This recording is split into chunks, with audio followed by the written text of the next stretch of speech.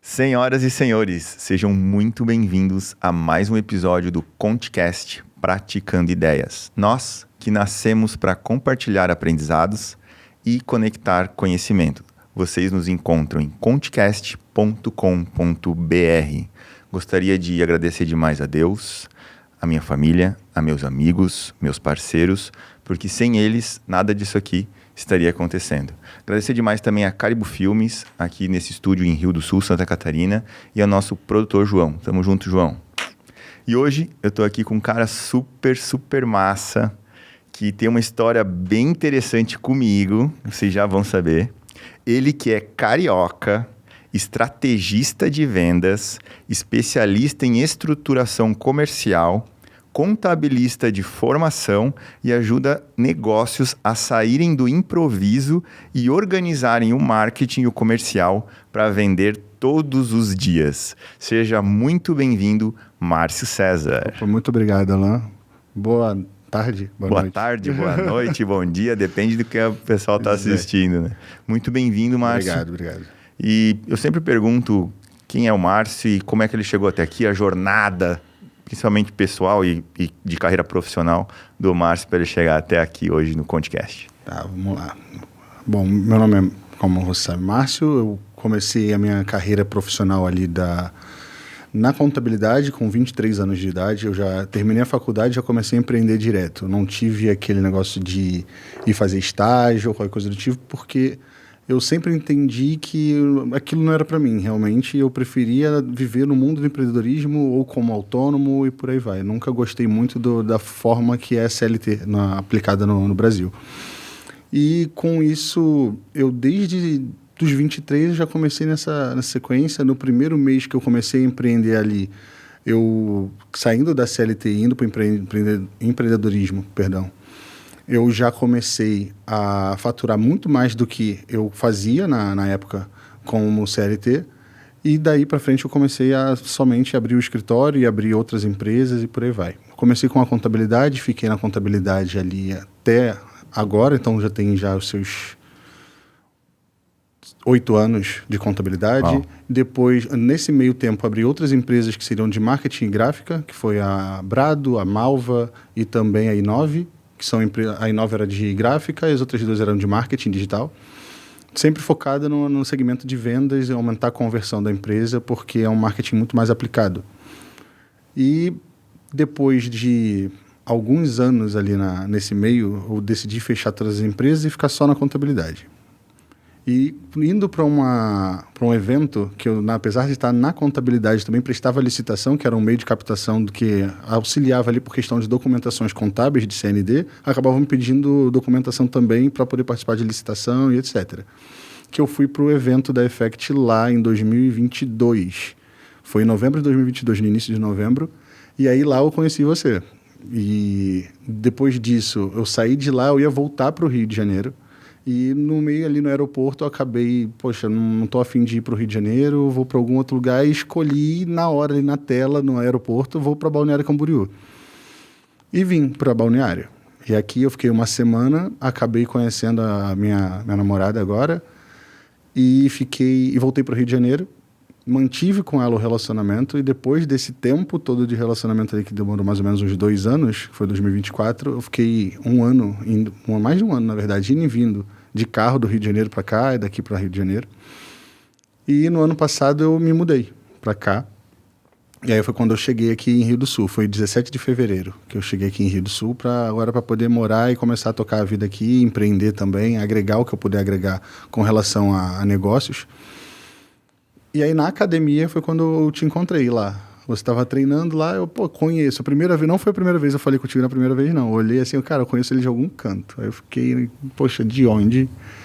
E aí eu comecei a dar uma olhada Tava passando, teve um período que eu estava rodando um anúncio aqui, aí eu vi você de novo, aí eu vi o nome da empresa. Cara, pronto, foi daquele dia lá da Effect em 2022.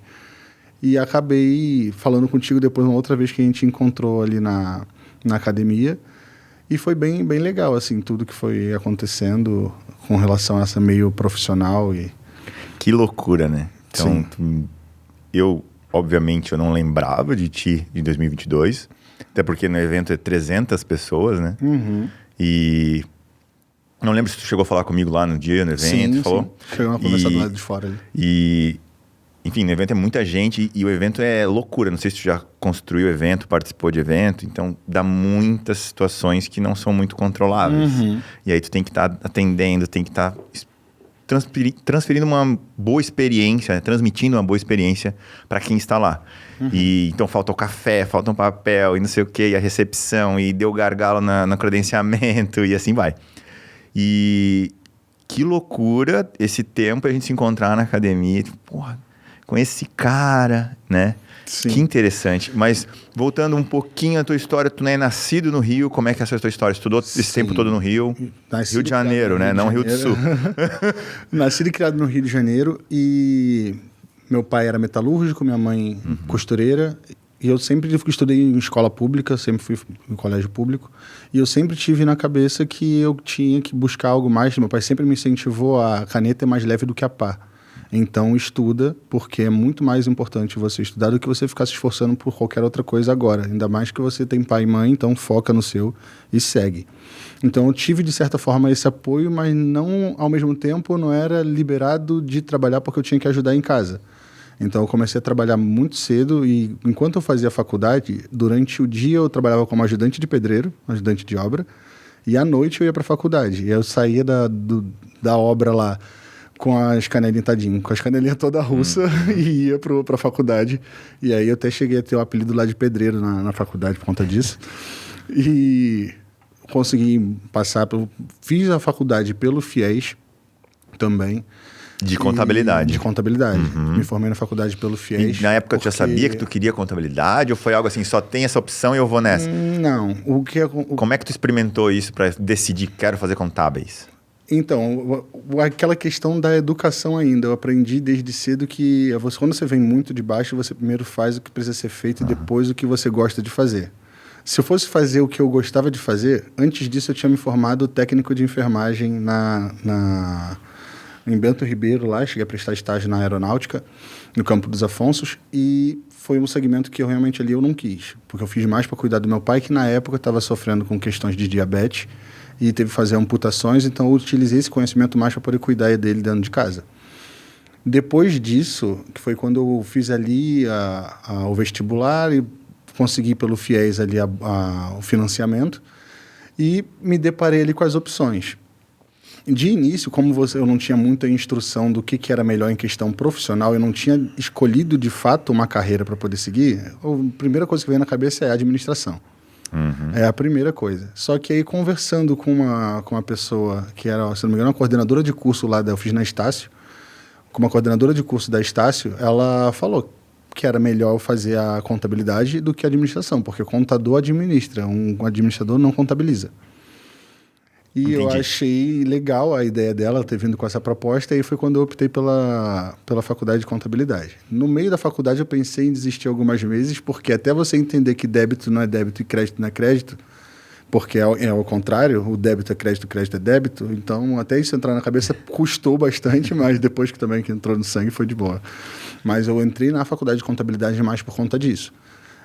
Foi mais um incentivo de pessoas externas do que pessoa interna, porque minha mãe estudou só até a 4ª série, meu pai foi só até a 8ª, então eles não tinham instruções até mesmo para poder me passar qualquer coisa de informação para que eu fosse para uma faculdade e fizesse X coisa que ia ser melhor. Não tinha muito essa orientação, então foi tudo mais na raça mesmo. E daí, durante o período de faculdade, tu foi trabalhar como CLT e tu se formou para abrir teu primeiro negócio? Como é que foi essa transição do CLT para empreender? Porque ou tu começou a empreender enquanto você era CLT? Geralmente acontece assim, né? Sim. Eu comecei ali na CLT.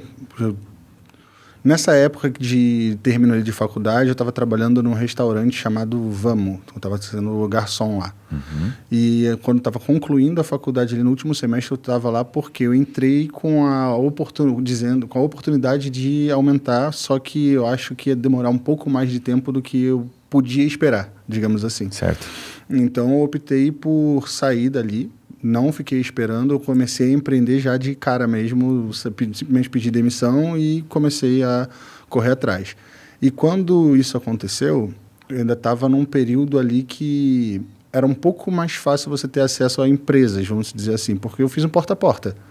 Fui batendo e vendo o que precisava de alteração. Muitas vezes eu pesquisava alguns CNPJs no Google, ligava para lá, via que não estava atualizado o CNPJ e entrava em contato com a pessoa pelo que estava no site e oferecia uma alteração contratual para atualizar o CNPJ dela.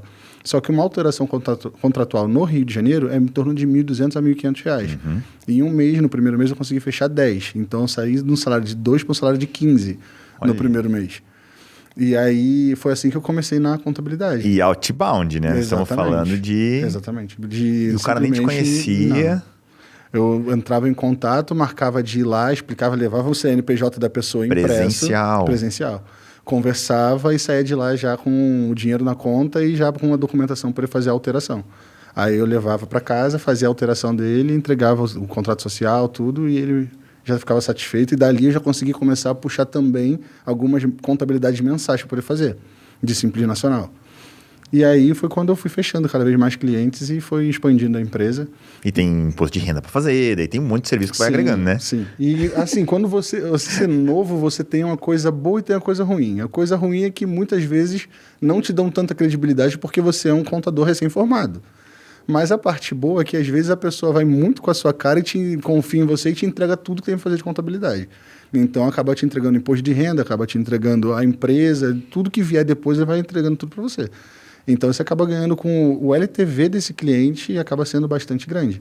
Porque você são poucas as pessoas hoje em dia que vão de fato bater nas portas das empresas. Inclusive é uma falta muito grande no meio da contabilidade, porque a maioria dos contadores aprende a ser contador, ser técnico. Ele não aprende a vender. Então, tem muito escritório que vive 100% de indicação. Refém disso, não se expõe na internet para poder aumentar o seu canal de aquisição e também não vai bater na porta do empresário. E minha experiência fazendo isso é que tem muitos empresários com problemas de contabilidade que não sabe quem procurar e ninguém procura ele para oferecer uma solução. Muito bom.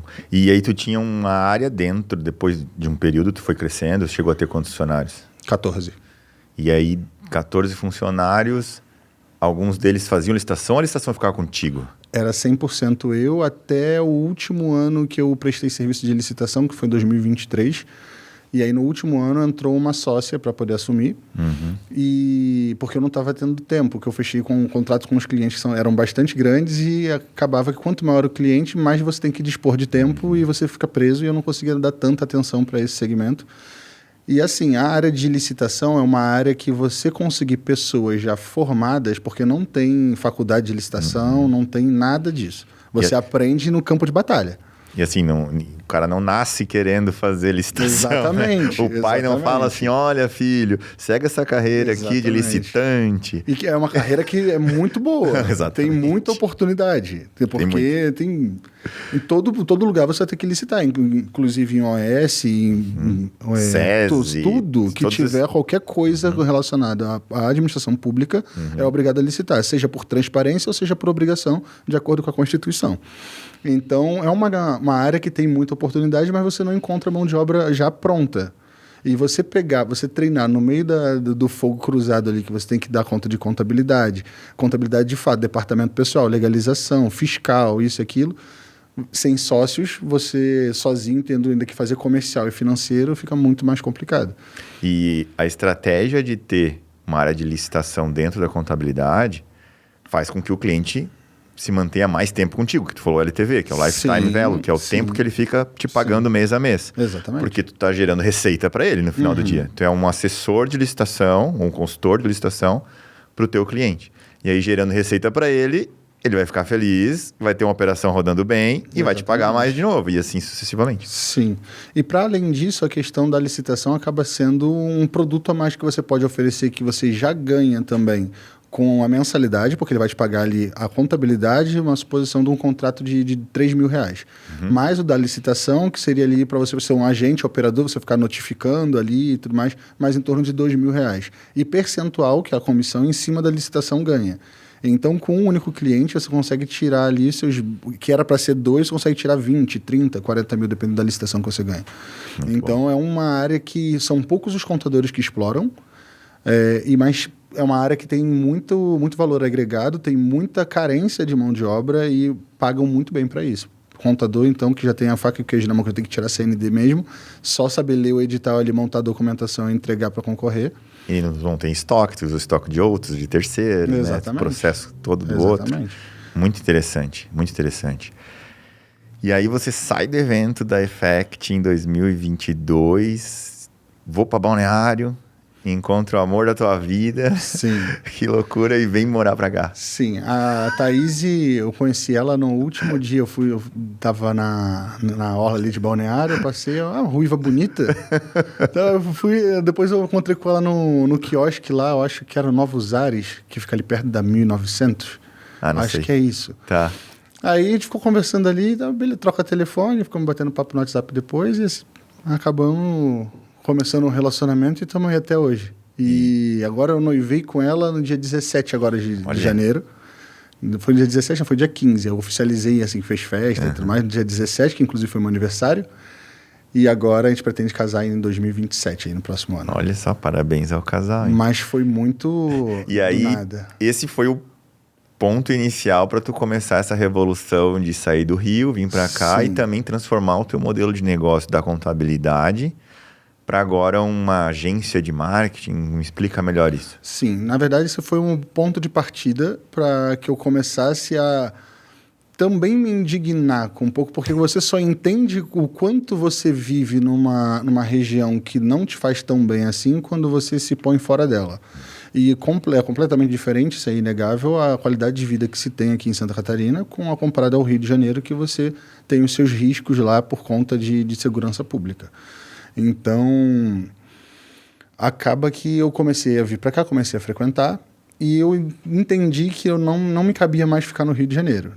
Foi muito por conta da Thaís, mas também por conta de tudo que é oferecido aqui, como Estado. E, assim, foi quando eu decidi vir, aí comecei a frequentar um pouco mais. Eu não consegui, de primeiro momento, me desvencilhar de coisas lá por conta de obrigações profissionais. Obviamente, eu não podia ser simplesmente responsável de jogar tudo para o alto e vir. Não podia, porque eu tinha obrigações, tanto com funcionários quanto com clientes. Então, eu fui me desfazendo de algumas coisas lá, fui diminuindo o que eu podia para que eu pudesse manter toda a operação online, tão somente, não precisasse mais a minha presença física lá. E aí foi quando eu vim para cá.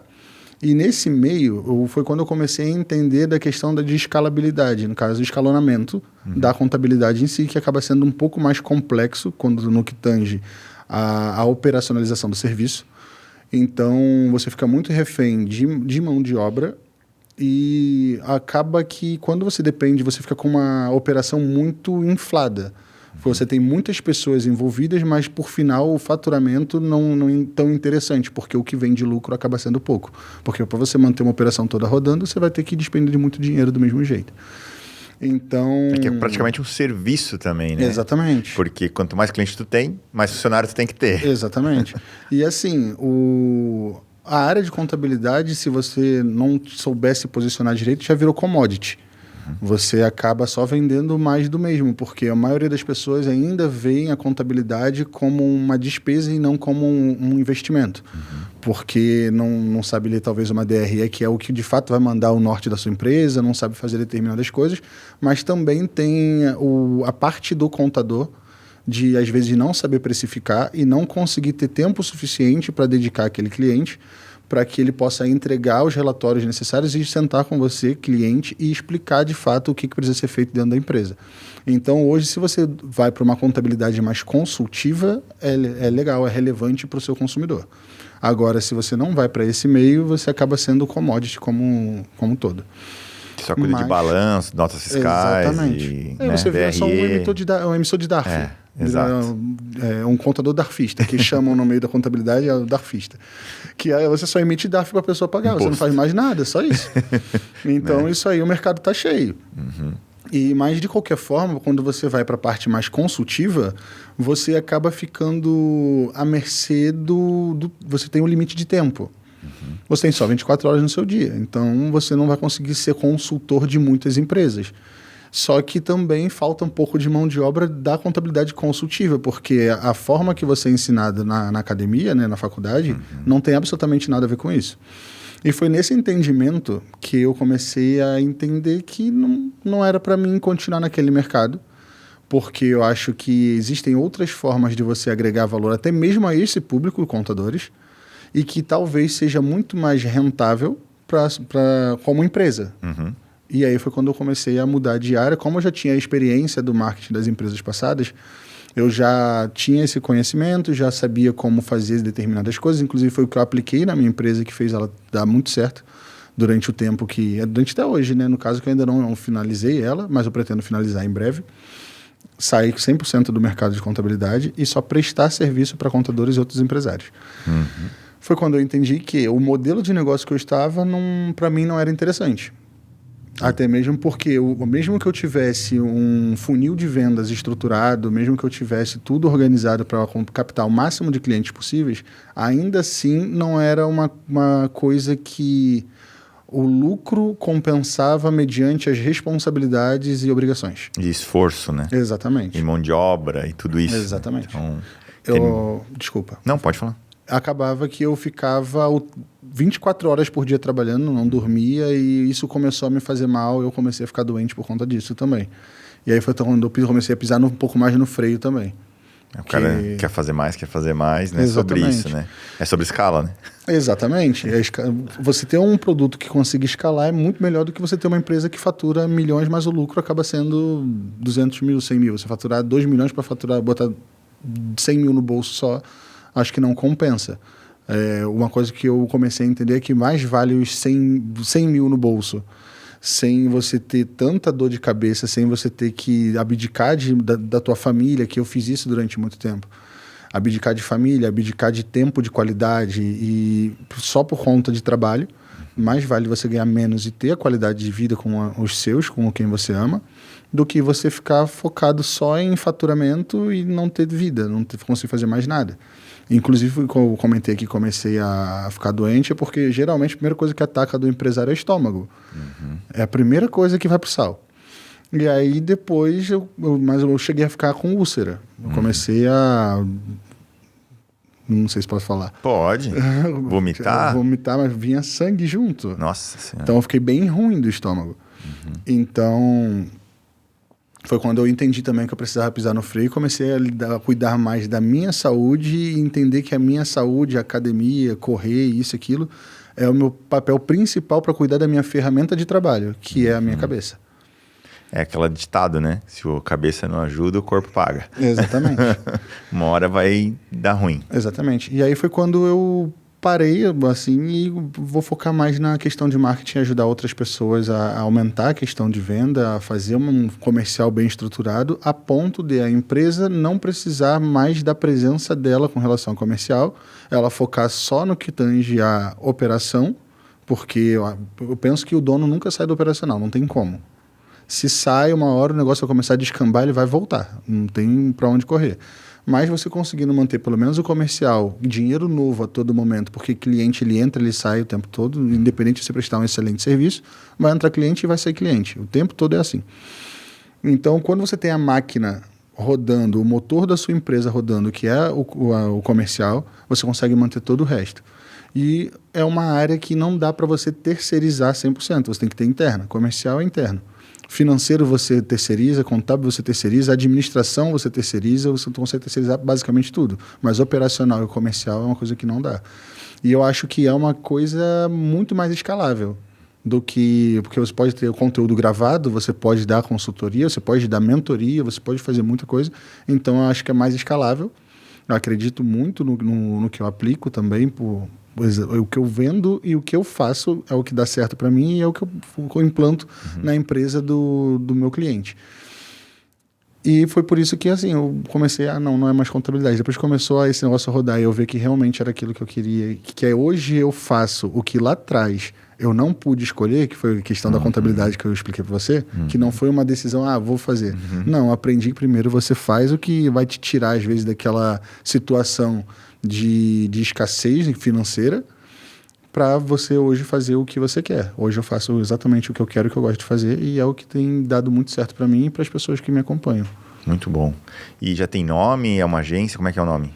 Ou ainda não? Estão construindo? Como é que tá? Então, é Cell Para Up. te encontrar. Cell Up Group, mas hoje vai me encontrar só pelo meu Instagram. Ok. Porque o que eu faço é elevar a minha marca pessoal Ok. para... A empresa é um produto da minha marca pessoal. E quando você entende dessa maneira, fica muito mais fácil, porque depois de você ter outros produtos, você não fica engessado num só. Quando você eleva o seu nome, você divulga o seu nome, depois o que você tem por trás, você se torna referência. Então, onde você aponta, você consegue colocar cliente dentro. Então, a forma de se trabalhar, inclusive na questão comercial, em um dos canais de aquisição, que é o Instagram, o posicionamento que geralmente eu prego é que você se posicione como pessoa física que é proprietária de tal empresa.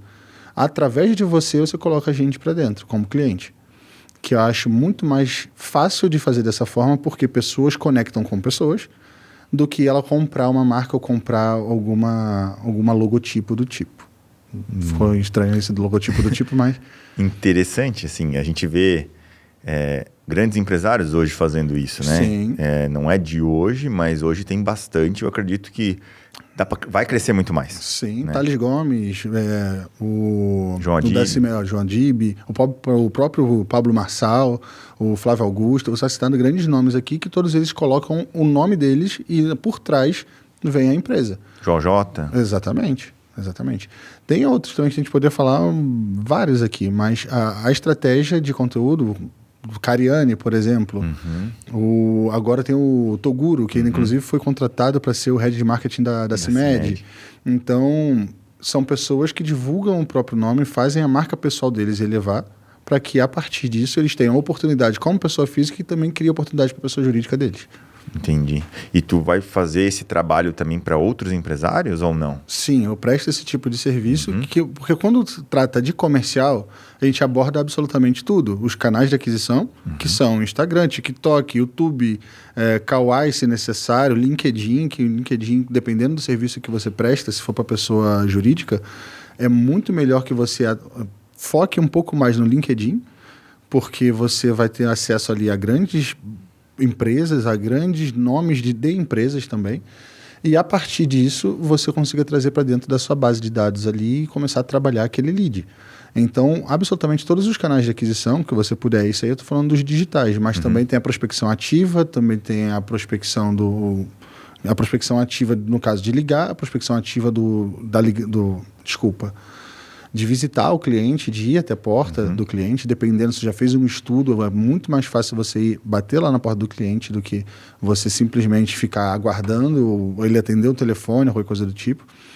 Então, aborda tudo isso. Depois disso, vem para o funil de vendas, que é estruturar como que está o comercial da pessoa, como que está, se tem ali o SDR, se tem o close, se está definido ou pelo menos um tipo de script que ele segue, se tem algum tipo de script validado, porque a maioria não tem. Follow-up, não deixam de fazer. Follow-up representa em torno de 40% do faturamento de uma empresa. Quando você não faz, geralmente perdem o follow-up porque tentou 3 vezes, mas dados explicam que na 5ª vez que o cliente fecha. Então, fica naquele negócio de, não quero se incomodar. Enquanto a pessoa não falar para você, eu não quero, realmente eu não quero, para de me ligar, você tem que ligar, você tem que mandar mensagem, falar e por aí vai.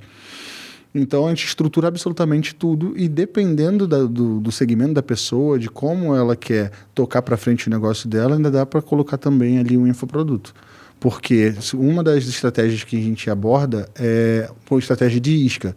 Então, você ou dá alguma coisa muito barata para que a pessoa tenha acesso a você e já entre na sua base de clientes, porque ela já comprou alguma coisa de você, então ela já te conheceu pelo menos um pouco. Você já não é mais um estranho. É mais fácil você vender para essa pessoa do que você vender para uma pessoa, um público 100% frio. Seja rodando um anúncio no Ads, seja ligando ou qualquer coisa do tipo. Então, a gente usa muito a estratégia de isca, que é, às vezes, um webinar, às vezes é um e-book, às vezes é um checklist. Por exemplo, na área de contabilidade, você fornecer checklist ou então algum tipo de e-book que oriente no imposto de renda, eu não vejo quase ninguém fazendo isso. Eu, pelo menos, nunca soube. Eu não sei se você já recebeu alguma orientação com relação ao imposto de renda. Mas depois que essa pessoa te entrega isso, você fazer o seu próprio imposto de renda e economizar um bom dinheiro para você pagar, não precisar pagar contador, a probabilidade de você fechar com ela depois é muito maior do que uma pessoa que você nunca viu na vida. Até porque isso desperta o gatilho de reciprocidade. Se eu estou te dando algo de graça, depois você vai sentir ali, pô, já conheço, já me ajudou, então eu vou acabar ajudando essa pessoa também, ou então vamos conversar, acaba sendo mais receptivo. Então essa é uma estratégia que a maioria não aborda. Então tem muita coisa que dá para ser feita para aumentar essa questão de vendas. E quando eu faço o trabalho, eu faço pegando absolutamente tudo, todas as possibilidades de acordo com o negócio da pessoa, de acordo com o negócio do cliente. O teu Instagram vai estar aqui em algum lugar, num link no texto do vídeo, mas onde eu queria chegar tem algum tipo de segmento específico que tu vai trabalhar, algum que tu já tem mais afinidade, ou, gente, fala comigo que eu vou entender o teu negócio e vamos fazer acontecer. Como é que funciona isso? Hoje, o mercado que eu mais tenho atendido são contadores, por conta de eu já ter conhecimento, das pessoas já me conhecerem no meio da contabilidade, e eles precisam desse tipo de serviço com mais frequência, justamente pelo que eu expliquei aqui para você. O contador não ter aquela veia comercial, ele geralmente ser técnico, de ficar sentado atrás do computador, então geralmente os escritórios de contabilidade não têm setor comercial. E tu sabe falar essa língua, né? Exatamente. Então, técnica, consigo entender essa parte técnica da contabilidade e consigo fazer um link entre o contador e o consumidor. Fica mais fácil de eu fazer esse link. Mas não impede de eu atender também outros segmentos. Inclusive, eu atendo daqui de Rio do Sul algumas clínicas de fisioterapia. Também tenho cliente que era loja de tinta, e tudo se aplica, porque é questão de estudar o negócio, ver os dados que ele tem na questão do CRM, se não tem, olhar o comportamento do consumidor, ver a melhor estratégia e aplicar a estratégia no negócio. Então... E tu acredita que, iniciando um processo hoje, em uma dessas empresas, existe um tempo médio para começar a dar resultado? 1 mês, 2 meses, 5 meses? E essa tua, vamos chamar, é uma consultoria, né? Uhum. Consultoria, /mentoria, /assessoria, não sei, é tudo junto, né? Porque tu tá no hands-on ali, tu tá dentro do negócio do cara. Uhum. 6 meses, 3 meses para dar um resultado, um primeiro resultado, talvez? O primeiro resultado é no primeiro mês. Porque como a gente já começa a abordar também a questão da prospecção ativa e também reativação de base, porque a melhor coisa que tem é você trabalhar com o que você já tem dentro de casa. Então, a primeira coisa que a gente vai fazer é olhar para os inativos e ver o que a gente pode extrair dali. Porque dá para reativar muita coisa dali. Porque, às vezes, o cliente não sabe que ele está tendo um excelente atendimento, que ele está tendo a melhor qualidade de serviço possível, ele não tem consciência disso até ir para outro. E, às vezes, ele foi para outro, está lá insatisfeito, mas não tem coragem de voltar. E você tem que convidar para voltar. Então, cabe a você fazer o primeiro contato, explicar para ele algumas coisas, fazer uma oferta e converter ele em cliente novamente. Então, no primeiro mês, você já vê a diferença, já vê resultado. Mas para poder chegar no ápice ali de tudo, em torno de 3 meses. E assim, eu presto mais. Tem tanto a consultoria, que eu entro na empresa e organizo absolutamente tudo, junto com o proprietário da empresa, e também tenho a mentoria, que eu explico, passo tudo pro gestor e ele aplica dentro do negócio dele. E como é que tu fez para abrir os novos clientes em Rio do Sul, sendo que tu não é um cara daqui? Como é que foi isso? Indicação? Bateu de novo porta em porta? Como é que foi? Eu aproveito as oportunidades. No caso, a maioria dos meus clientes hoje aqui foram clientes que eu precisei do serviço deles, ou precisei de algum atendimento, precisei de alguma coisa, identifiquei uma dor que ele estava passando. E durante o procedimento ali de atendimento, eu vou conversando, vou batendo papo, eu ofereço também ali uma consultoria gratuita. Então, eu sento com ele, converso ali nessa consultoria gratuita, eu passo todo o panorama e eu sei que ele sozinho, muito provavelmente, não vai conseguir aplicar. E aí, com isso, ele acaba me contratando. A maioria foi assim. Ainda não rodei tráfego para a região, eu comecei a fazer uma criação de conteúdo mais voltada para isso, aqui para a região também. Agora, não tem muito tempo, até porque tem 1 ano que eu estou aqui só, e eu estava nesse processo de migração de estado, isso, aquilo, essa adaptação. Passei por um inverno que eu nunca passei na minha vida. Nunca passei por tanto frio aqui. Mas, ao mesmo tempo, não esperava. Roupa, né? Não tinha. Quando eu cheguei aqui, na verdade, eu não tinha nem moletom direito. Inclusive, depois de contar uma situação que eu passei, a segunda vez que eu vim para Santa Catarina, que eu fiquei em Itapema para uma reunião. Mas voltando ao prelúdio... A maioria dos clientes foram todos assim. Eu precisei fazer manutenção no carro. Eu chegava lá, ficava batendo papo, trocando ideia, perguntava para a pessoa que estava me atendendo quem era o gerente, conversava com o gerente e marcava uma reunião, uma consultoria e acabava convertendo como cliente. Loja de tinta, precisava de uma tinta. Sim, exatamente. Precisei pintar algumas coisas lá em casa que eu gosto de fazer ainda. Eu não prefiro não contra. Eu tendo tempo, eu prefiro, tem que pintar essa parede aqui. Eu vou lá e pinto eu mesmo. Inclusive, agora vou montar um deck atrás de casa lá para minha cachorra parar de pular o muro, que ela tá terrível. Aí. É loja de madeira, legal. Eu vou pra loja de madeira, aí eu já vou chegar lá, como é que a gente pode fazer? E conversar, tentar chegar no dono, se eu tiver a oportunidade de chegar nele, a gente já conversa, já marca alguma consultoria ali, alguma coisa gratuita, sem intenção, sem perspectiva de nada também, mas lá eu acabo fazendo o meu pitch. E depende do modelo de negócio ou do contrato que você assina com a empresa, você chega a ganhar percentual do que tu traz de receita também ou não chegou nessa fase ainda? Não recebo percentual. Porque o que eu faço é estruturar para que dali para frente ele siga sozinho. Então eu dou todas as diretrizes, deixo tudo ponto de bala para ele seguir sozinho. Então ele me contrata só para eu fazer essa manutenção em questão comercial da empresa dele. Então tem um começo, meio e fim bem desenhado, um mapa disso, tempo para isso. Exatamente. Interessante. Tem todo o escopo montado para que só pegar e aplicar dentro da empresa, e, obviamente, dependendo do segmento, dependendo do nicho, porque, óbvio, se uma prestadora de serviço é uma coisa, se é só infoproduto é outra, se é comércio é outra, e assim sucessivamente. Porque então, tô aqui imaginando loja de tinta, sei lá, os vendedores ficam atrás do balcão, é bem diferente, né? E provavelmente não tem um CRM, é um ERP que tem só um cadastro, né? Exatamente. Não existe um funil.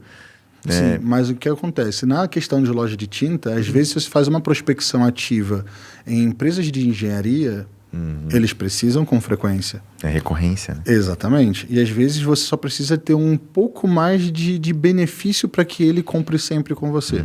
Para além disso, uma das coisas, como eu tenho experiência que eu oriento, é por que você não participa de licitação ainda? É mais dinheiro no teu caixa.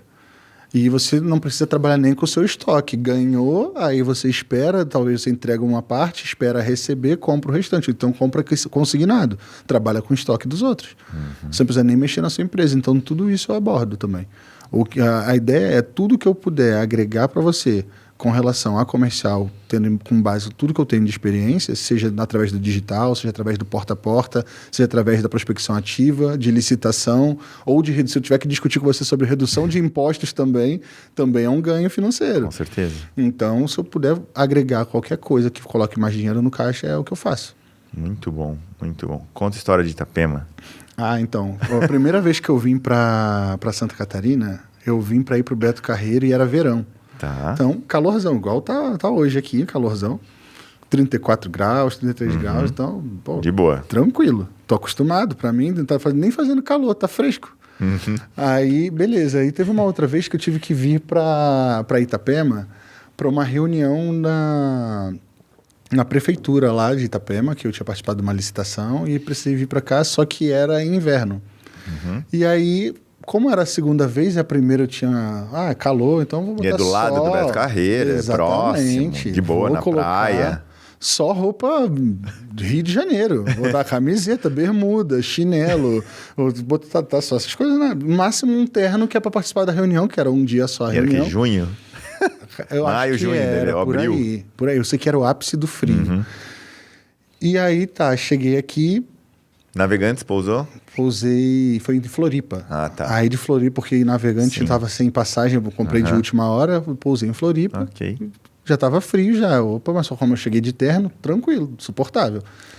Cara, chegou de noite, eu não conseguia dormir de frio, o ar-condicionado ligado no 25 e nada, e frio.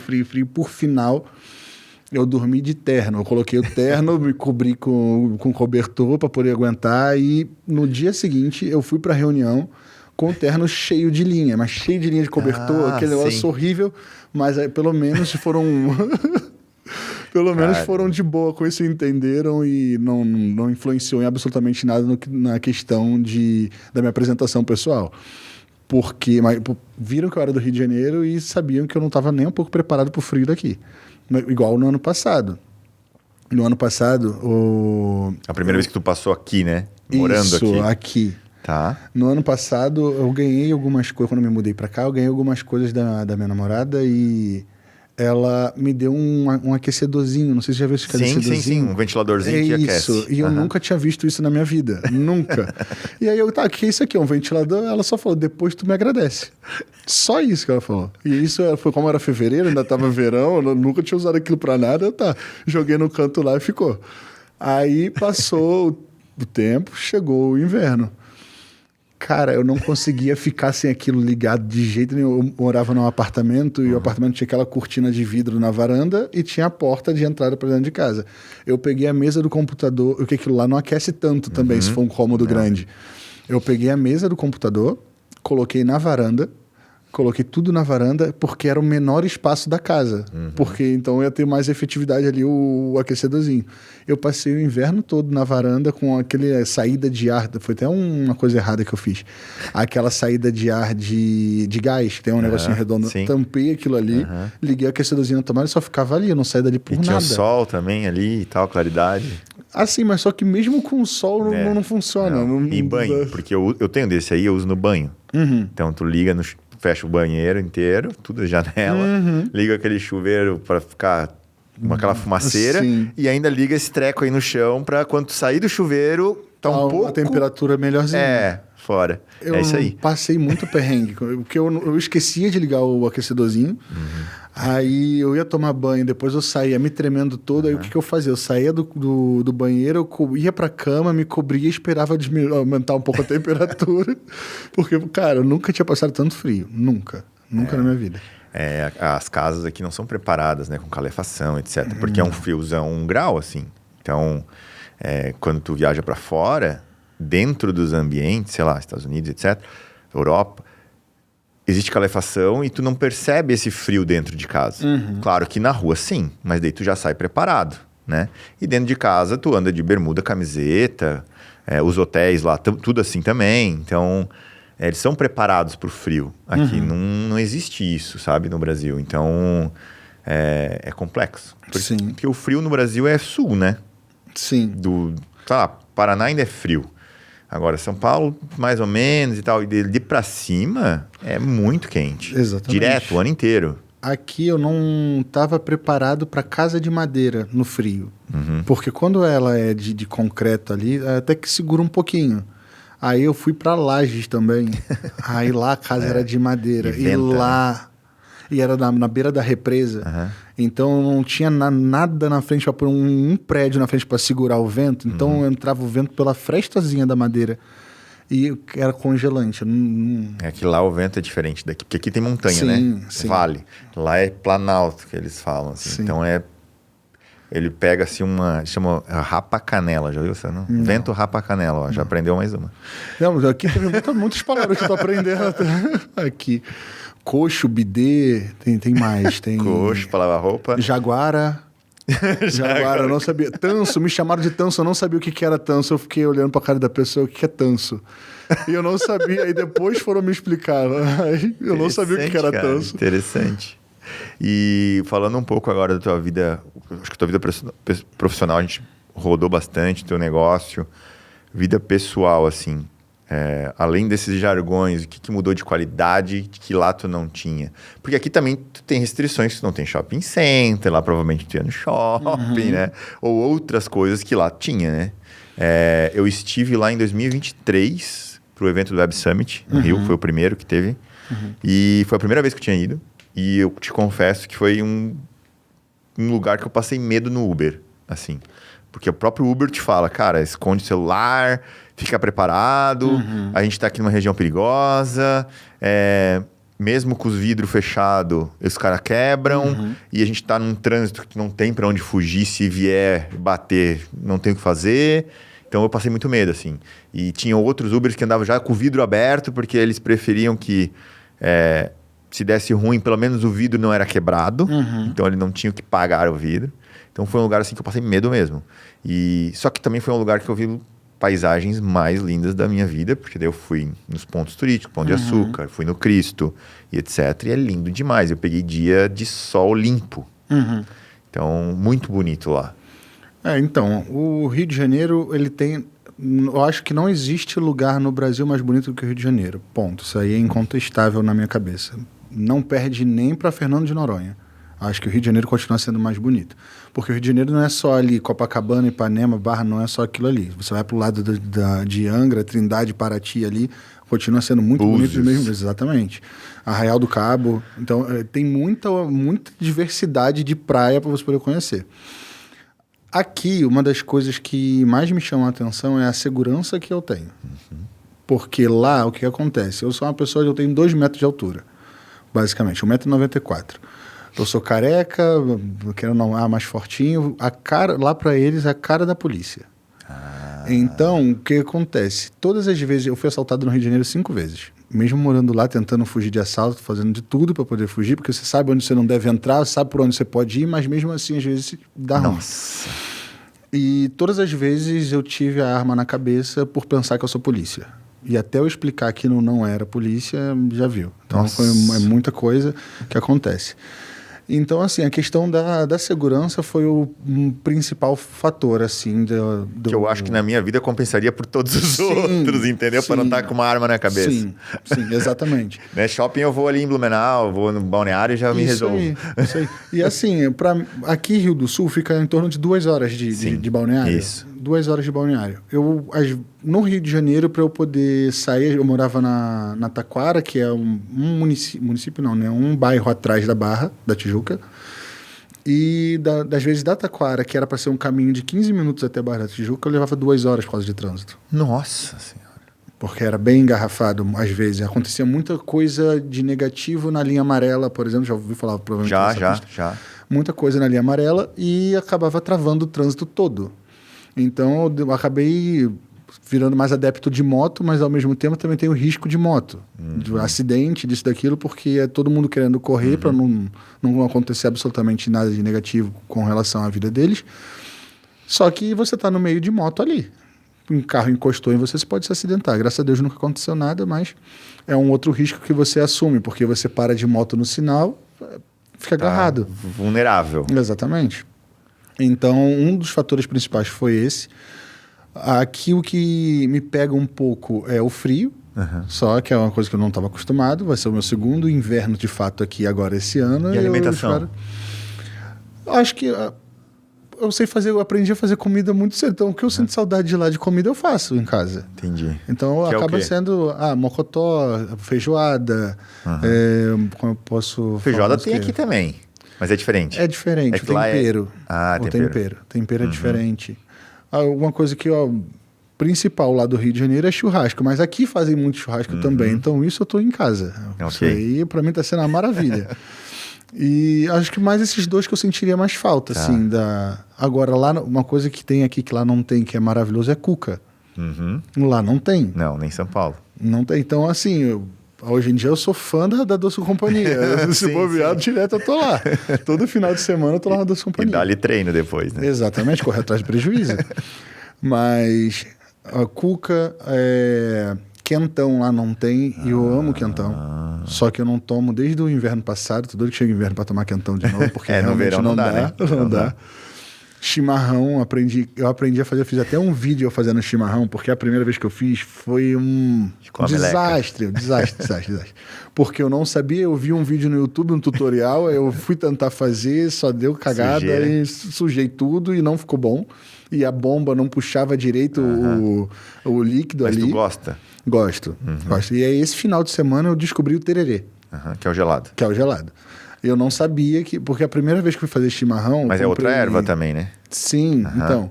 Eu fui comprei a cuia, comprei a bomba, aí eu não comprei, tem como se fosse uma telinha que você coloca... Chama de camisinha. Então, esse negócio aí... aí eu não comprei a camisinha. Aí a minha mulher que falou, tem que comprar a camisinha lá, eu não sabia o que era, e eu fui na farmácia comprar a camisinha do negócio. Sério? Fui, sério. Putz, cara. E aí, o cara... E aí, a minha mulher começou a rir da minha cara e falou, não é que não, tu vai no hiper ali do lado do... Sim, no 99. Isso, no 99. Aí eu fui lá e comprei lá, mas só que primeiro eu fui né? Isso aí, mas primeiro eu fui na farmácia. Eu cometi essa gafe. Aí Outra coisa, quando eu cheguei em casa com a camisinha, tava lá com tudo já pra poder fazer, eu descobri que eu tinha comprado a erva errada. Eu comprei a do tererê. Nossa senhora. E aí, enfim, não consegui fazer meu chimarrão. Aí no dia seguinte tem uma loja, que eu acho que é a loja do Gaúcho, que é na Sim, BR, ali sim, na sim. 470. Uhum. Aí me indicaram lá, eu fui lá e eles me ensinaram a fazer. Aí eu consegui fazer o negócio direito, porque... Só que aí ficou, essa erva do tererê ficou lá em casa e eu descobri como é que faz agora, no final de semana. Final de semana não. Eu fui para uma pescaria essa semana, que é outra coisa que é maravilhosa aqui. Aqui tem bastante lugar para pescar. Tem. Lá eu não tinha esse hábito de pescar, é mó paz. Lá eu só ficava trancado dentro de casa e no máximo ia pra praia. Por conta de... Você fica até sem vontade de ir pra rua. Por medo Por medo. É isso que eu te falei. Eu passei realmente medo. Você sai na rua, você não sabe se volta. Então você acaba... Vou na rua fazer o quê? Não vou ficar dentro de casa. Aí eu só ficava trancado, trabalhando ou estudando. E aí, tô com tempo vago. Quando eu pegava o carro, eu ia pra longe. Eu sempre saía do centro do Rio de Janeiro. E aí, com relação à praia, como daqui para Balneário leva 2 horas, eu gastava 2 horas para poder ir para a praia lá também. Então... Porque eu saía da capital do Rio de Janeiro para ir para o distrito de Angra dos Reis, que eram minhas praias preferidas, são lá. Que a água é mais quente, é menos agitado, consegue ficar lá tranquilo. Então eu ia muito para lá. Então, para mim não mudou muita coisa em questão disso. Agora que eu tô querendo começar a ir mais para Florianópolis do que para Balneário, que eu acho que as praias de Florianópolis acabam sendo melhor. Cara, e Balneário tem 40 e poucas praias, acho que é 42, se eu não tô me engano. É muito lugar assim, específico. Então, uma que eu tô doido pra ir é Bombinhas, que eu sou louco pra ir, mas me falam que o trânsito pra entrar e pra sair é meio complicado. Mas é só não ir na temporada e, sei lá, sábado e domingo, vai de madrugada que tá boa. Então, é isso aí, uma que eu tô querendo. Eu passei minhas férias desse ano lá, de 2025, em Bombinhas. Lá eu falo que lá é um paraíso também. Fui dia 15 de dezembro e voltei dia 21, que foi ali um diazinho, mas excelente, paraíso. Então, tô doido pra conhecer lá. Vai lá, daí mais pra frente tu vai... Chega em Bombinhas, vai mais pra frente tu vai em Mariscal, e mais pra frente um pouco ainda Morro do Macaco, daí acaba, tu não tem saída pra lá. Por isso que o trânsito é... Não sei se tu já viu no Google, mas é uma montanha que tu faz uma trilha de sei lá, de umas 2 horas, sobe. E lá de cima tu vê as 2 praias assim, ó, uma vista linda. É muito legal. Eu vi eu vi por cima, na verdade, ali, mas do Google. Aí eu cheguei a ver os 2 lados da praia ali, mas ir lá especificamente ainda não fui, mas tenho muita vontade de ir. É bem legal. Super seguro também, tranquilo, anda de noite de a pé. Aqui eu poder andar de madrugada na rua com o telefone na mão, pra mim é a melhor coisa. Eu poder correr sem correr risco, eu poder estar numa praça ali, às vezes, com a minha cachorra quieto na minha e eu saber que ninguém vai mexer comigo. Uma das coisas que falaram muito aqui de Santa Catarina foi que eu não concordo nem um pouco, foi um pouco sobre questão de racismo, que era um estado meio racista, isso e aquilo e tal, por pessoas de outras regiões. Só que nunca passei por absolutamente nada, muito pelo contrário, eu acho o povo daqui muito receptivo, um povo muito acolhedor. É muito atencioso, você para conversar, se bobear, tu fica horas ali conversando com a pessoa. Eu acho isso muito legal. Todas as experiências que eu tive aqui, independente das pessoas que eu parei para poder conversar, trocar ideia, sempre foi uma coisa muito positiva. Então acho que é muito uma falácia que falam sobre essa questão de é um povo racista, isso e aquilo. Obviamente que ninguém gosta que venha fazer baderna no quintal de casa, de fato. Então, acho que é mais uma coisa dita mais por esse povo que acaba falando esse tipo de coisa. Ô Márcio, e sobre tua rotina diária, assim, que hora acorda, vai pro treino, alimentação, espiritual, como é que é isso? Como é que tu toca tudo isso?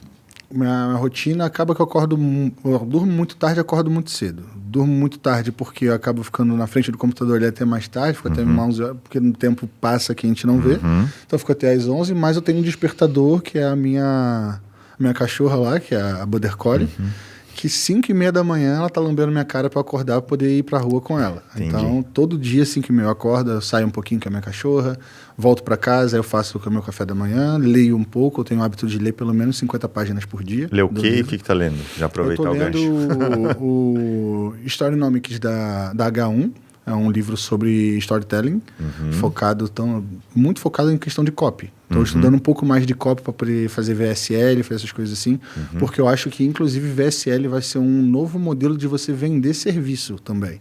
Porque é muito mais fácil uma pessoa que vai entrar num site institucional, ao invés de encontrar só escrita, ela vê um vídeo seu falando sobre a empresa, a história da sua empresa, as soluções que você traz para o negócio dela, é muito mais fácil dela comprar dessa pessoa do que só um site estático. Então é uma coisa que estou estudando bastante, questão de copy, para fazer aplicação a negócios também. Até porque você vai fazer uma carta de vendas ou alguma... Mesmo que seja um Reels da vida, você vai utilizar copy. Então eu estou estudando mais focado nisso. Então eu leio ali de manhã, depois eu paro, vou fazer algumas coisas assim, organizar algumas coisas de casa, se tiver alguma coisa para organizar, e começo a trabalhar por volta de 8h30, 8 horas. E fico trabalhando até meio-dia, paro para almoçar, depois eu paro de trabalhar novamente às 18 horas. Aí é quando eu vou para academia, malho aqui na Tempos, vou para academia na Tempos, depois eu saio da Tempos e ou chego em casa, dou um pouco de atenção para minha família. Quando eu já dei atenção para eles, ainda estou de boa, eu volto para o trabalho. Porque acaba que quando você começa a trabalhar com o que você gosta, você se diverte fazendo. Para mim não é um peso. Às vezes, quando eu tô cansado de trabalhar e tenho um pouco mais de tempo, eu paro para jogar um videogame. Durante a semana, de segunda a sexta-feira, eu mantenho, como eu ainda não moro com a Thaís, segunda a sexta-feira é 100% trabalho. Aí sexta-feira à noite, aí quando eu já tô com ela, e fico com ela até domingo à noite. E segunda-feira começa tudo de novo. E hobby que tu curte, assim, fazer esporte? Pescar, correr. Eu corro todo dia, basicamente. Todo dia eu corro 5 quilômetros, no mínimo. E, às vezes, quando eu tô com um pouco mais de gás, estou com energia, aí vão 10 quilômetros. E corri a meia maratona aqui de Rio do Sul, foi muito legal, inclusive, por eu conhecer lugares que eu não conhecia, que eu tive que passar correndo, foi bem legal. Então, eu curto correr. Academia, para mim, é meu hobby principal. Gosto bastante de pescar também. Então, geralmente, quando tem um tempinho ali no final de semana, hoje em dia eu dou uma prioridade para isso. E ficar com a minha família, eu acho que é o meu principal, assim. E nomes que você segue, sei lá, em Instagram, em YouTube, Instagram, que tu curte YouTube. bastante, assim, pessoas que te inspiram, assim, a chegar onde tu gostaria de chegar, sabe? Porque isso é importante porque, às vezes, pode ajudar uma outra pessoa também que tá nesse foco, entendeu? Sim.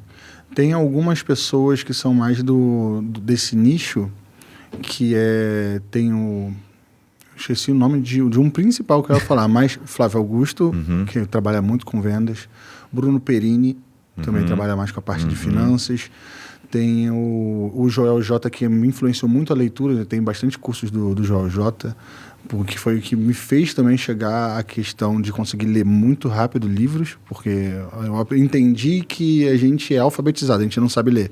E aí depois que a gente entende como ler o livro de fato, com a questão de aplicar leitura dinâmica, essas coisas assim, hoje em dia eu consigo ler um livro de 300 páginas, eu leio em 2 dias, 3 dias, então vai muito rápido. É porque eu só vou lendo rapidinho, é técnica, eu entendi que é técnica. A maioria das coisas da vida você aprende a técnica, você começa a aplicar e o negócio vai. Então eu consigo ler bastante livros em pouco tempo, acompanhando o Joel J. Tem o... Não, Thiago Concer, que tu ia falar? Não? De vendas? Não, ele é não lembro se é Gabriel, mas é de contabilidade, que é o dono da contabilidade facilitada. Se eu não me engano é Gabriel alguma coisa, não é Monteiro, não. Gabriel Monteiro é outra história. Mas eu esqueci sobre o nome dele, mas é o dono da contabilidade facilitada, que inclusive foi um dos cursos que eu comprei de milhares, que me trouxe muita bagagem de muita coisa. Acho que são esses os principais. Antigamente eu curtia bastante o Pablo Marçal também, mas depois que ele se envolveu com política, comecei a não gostar tanto. Mas são esses os nomes assim, que eu me inspirei livros bastante. Que tu indica para empreendedorismo ou para essa parte de marketing, vendas, que tu lembra? Tá, o Lobo de Wall Street, que é uma prospecção mais ativa, agressiva. Que tem o filme. Tem o filme, mas o livro compensa ler. É completamente diferente do filme. Vale muito a pena porque já fala mais sobre técnica e não sobre uma história em si. Tem o Spin Selling. O Spin Selling, se você aplicar no seu negócio, você já começa a ver no primeiro mês muita diferença. Você pegar toda a técnica que está ali dentro e começar a aplicar, também dá muito certo. Tem o Sites.com. que é um da H1, se não me engano é sites.com. Eu vou ver o direito depois, Ok. qualquer coisa eu também disponibilizo. Também tem o do Donald Trump, que eu gostei bastante, que é a história dele, como ele saiu de onde ele estava, quando ele começou na parte de imobiliária como um todo ali, que depois ele foi para a parte de restaurantes também, de hotelaria. E acho que ele foi um cara que, de onde ele saiu para onde ele está hoje, para mim é muita referência. Não que eu concorde com tudo que ele está fazendo, mas a história de vida dele, com questão de empresarial, eu acho muito interessante.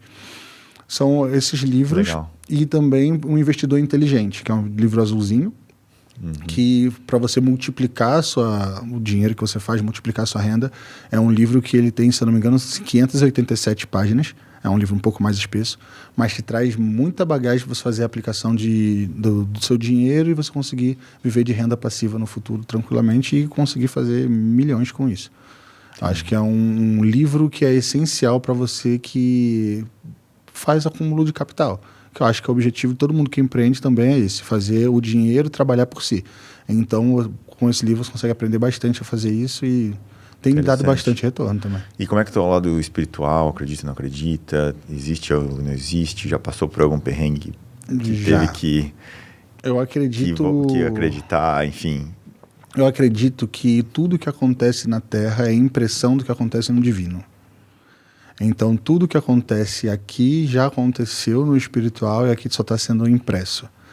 Eu sou cristão e eu tenho o hábito de fazer minhas orações, não frequento nenhuma igreja, já frequentei, fui criado em igreja evangélica, mas eu entendi que aquilo ali não era o que Jesus pregava de fato, tanto é que Jesus não teve igreja, não teve nada disso. Ele sempre foi ele levando a palavra até o final e é isso. Então eu acredito muito nisso, que você não precisa estar dentro de uma congregação de fato. Eu acho que a fé ela é individual, ela é praticada por você. E a partir do momento que você tem um conhecimento bíblico e tem discernimento para entender o que se aplica ou não na sua vida, você para de depender das leis do homem. Então eu acho que a questão de religião ali, eu sou uma pessoa de fé, eu não sou uma pessoa religiosa. Geralmente eu uso essa frase, porque eu acho que é o que de fato faz diferença na vida da pessoa. Você acreditar, você ter fé, e o que é fé de fato? É você acreditar às vezes naquilo que nem aconteceu, mas que vai acontecer. É você pôr convicção naquilo que ainda não existe. E como a vida é feita de energias, tudo que você pensa, tudo que você coloca energia, aquilo ali prospera. Então, se você focar só nas questões negativas, você só vai ter coisas negativas. Se você colocar a sua fé naquilo que realmente você acredita, naquilo que você busca, o sucesso é inevitável. Muito bom mesmo. Márcio, alguma coisa que a gente deixou de falar que tu queira falar, que tu lembra, ou a gente já deu um overview em bastante coisa? Eu acho que, na verdade, seria uma frase que me impactou muito quando eu estava ali na questão de mantenho contabilidade, saio da contabilidade e por aí vai. Tem uma pessoa que você perguntou das pessoas que eu esqueci de mencionar ela, que é a Luana Carolina. Não sei se você conhece. Não. Tem uma frase que ela falou que me impactou muito, que é: a sua procrastinação é o motivo de alívio de alguém. E isso para mim, tipo assim, foi um soco. Porque muitas das vezes a gente quer fazer alguma coisa, a gente sabe que se a gente colocar a energia, colocar a mão para poder tocar aquele negócio ali, vai dar certo, você vai prosperar, você vai ganhar. Não só prosperar no que eu me refiro à questão financeira, mas de um todo. Às vezes é num relacionamento que você não está se impondo tanto naquele relacionamento, e se você fizesse o que deveria ser feito, esse relacionamento mudaria, seja com uma mulher, seja com um amigo, seja com o que for, com a sua família. Então, eu acho que tudo que você deixa para fazer depois, você acaba facilitando a vida de outras pessoas ou então dificultando a sua. E isso serviu muito para que eu tomasse a iniciativa não, é isso aqui que eu quero, é isso aqui que eu vou fazer, e agora doa o que doer ou a quem doer, é isso que eu vou focar e vamos para cima. E eu sou muito grato por essa, é uma criadora de conteúdo, por essa criadora de conteúdo ter publicado isso e ter feito tanta diferença assim para mim. Caramba. Porque me fez me movimentar muito mais de forma muito acelerada. Então, hoje eu estou colhendo bons frutos por conta da decisão que eu tomei a partir dessa frase que eu vi. Muito forte. Eu sempre pergunto uma frase, algum ditado, alguém no final do podcast, tu já emendou antes que eu perguntar. Que desculpa, já facilitou a minha vida, né? Porque é muito sobre isso, assim, às vezes a gente não sabe o impacto, talvez ela não sabe esse impacto que ela causou em você e em várias outras pessoas. E tenho certeza que tudo que a gente conversou aqui hoje, alguma coisa vai mexer com alguém e dizer, caramba, sabe? E às vezes esse detalhe muda todo o game, né? Para essa pessoa, ou para o negócio dela, ou para a família dela. E é sobre isso, assim, é a gente entregar o que a gente tem de melhor e ser grato por isso, porque vai chegar em alguém que precisa chegar. Né? E aí também tem aquela frase do fazer o bem sem olhar a quem, que é uma que eu carrego também. Durante um tempo, eu fiquei... Vou te dizer que assim, que a gente vai passando nesse mundo do empreendedorismo, a gente vai tomando umas porradinhas da vida que a gente vai ficando uma pessoa meio cascuda, vai ficando... E eu fiquei uma pessoa muito egoísta durante um tempo. Porque eu comecei a não querer ajudar absolutamente ninguém, não fazer nada por ninguém, porque todo mundo que eu fazia alguma coisa, depois vinha dar uma facada nas costas. E aí depois eu comecei a adotar esse mantra do fazer o bem sem olhar quem. Ou tudo que acontece na vida com relação a que as outras pessoas fazem, até mesmo com você, não vou dizer que você tenha sido, você permitiu, porque eu não penso dessa forma, porque eu acho que é você carregar, às vezes, um fardo que não foi você que se colocou. Pelo contrário, você estendeu a mão e a pessoa teve a opção de escolha de seguir junto contigo e ela optou por outro segmento. Mas depois que eu comecei a ter mais disso, do não olhar absolutamente nada, não esperar nada de volta, eu comecei a ser uma pessoa muito mais aberta a muita coisa. E tenho recebido muita coisa de volta também. Porque essa frase, ela não fala só do eu fazer o bem para a pessoa e esperar que ela faça alguma coisa de volta. Só faça porque a própria vida se encarrega de te devolver. Porque tudo que você planta aqui na Terra, você colhe. Absolutamente tudo. A lei do retorno é muito forte. Há quem não acredite, mas com certeza, assim, eu tive prova disso na minha própria vida. E a partir do momento que eu comecei a pensar dessa forma, de só fazer e não ficar preocupado se eu vou ter retorno com aquilo ou não, ou se a pessoa vai me trair ou não, ou qualquer coisa do tipo, eu tive amizades mais fortes, eu tive vínculos mais fortes, eu tive pessoas mais leais e tive tudo mais contribuindo para o meu crescimento do que na época que eu ficava ou esperando algo de troca ou então muito fechado para o mundo como um todo. E se uma coisa ruim acontecer de volta, não é sobre você, né? É sobre a pessoa. E aí eu também tenho esse pensamento e eu penso muito, eu faço a minha parte do bem. Se a outra pessoa não compreende ou não quer seguir nesse caminho, é sobre ela, não é a minha responsabilidade, não foi o meu ato ou a minha ação. Então a minha ação é fazer o bem sem olhar quem, né? Como você falou, então é bem isso mesmo. Interessante demais. Márcio, já estouramos até 1 hora, né, João? Olha aí, ó. Passou rápido, né, meu? Sim. Caramba. Sim. E obrigado demais pelo teu tempo, porque a gente sabe que o tempo é o nosso bem mais precioso. Obrigado por ter vindo, contar a tua história, aberto o coração e que a gente consiga impactar muita gente que está nos assistindo e fazer negócio tanto para as pessoas quanto para a gente também. Certo, muito obrigado, eu agradeço ao João por a tua disponibilidade também. Muito obrigado pelo convite. Para mim está sendo também uma honra imensa estar junto contigo aqui, que a gente esteve lá em São Paulo, depois na academia, agora aqui. Não foi nada combinado, não foi uma coisa que você chegou, na verdade aconteceu novamente. E para mim é muito satisfatório. Os frutos que eu venho colhendo aqui em Rio do Sul, eu sou muito grato a essa cidade já, eu estou aqui só 1 ano, mas já tem contribuído muito para o meu crescimento, tanto como pessoa, quanto como profissional.